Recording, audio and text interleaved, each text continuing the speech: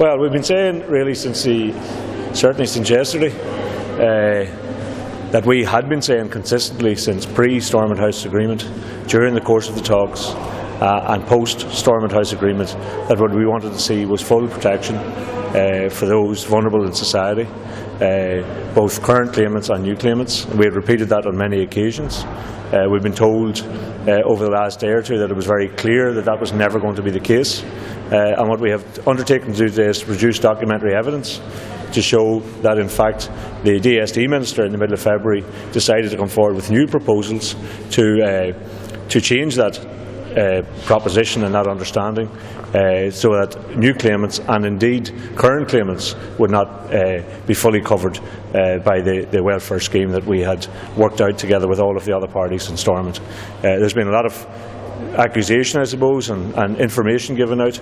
This is our intention to set the record straight from a Sinn Féin perspective in terms of the documentation we received and the exchanges that we had since the latter end of February, which show that far from this issue arising out of the blue on Monday, this in fact was an ongoing discussion, area of disagreement between ourselves and the DUP, which we flagged up very clearly that we would not accept the welfare reform if it was not on the basis in which we had agreed in the Stormont House agreement.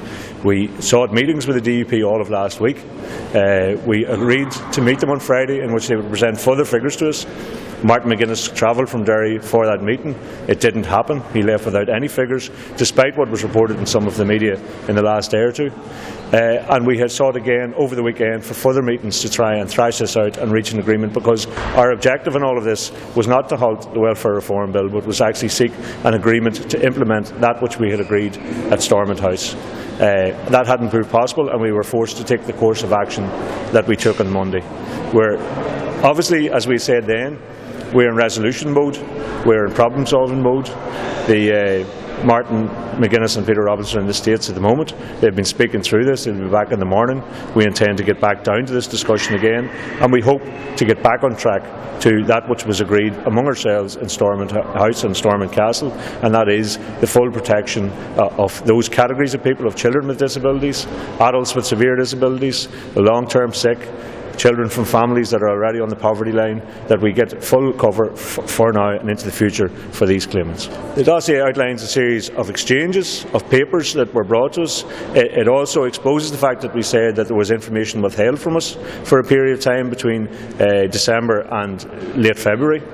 Exchanges that show clearly that we were flagging this up from the latter end of February, saying this was an issue that we could not agree, that completely went against that which we had understood to be our agreement, had asserted publicly and privately on every occasion to be our agreement, and that we would not accept an outcome based on which vulnerable people were left behind effectively and told, I'm sorry, we don't have enough money for you, we're moving on with the agreement in relation to supporting other people. And we made that clear then.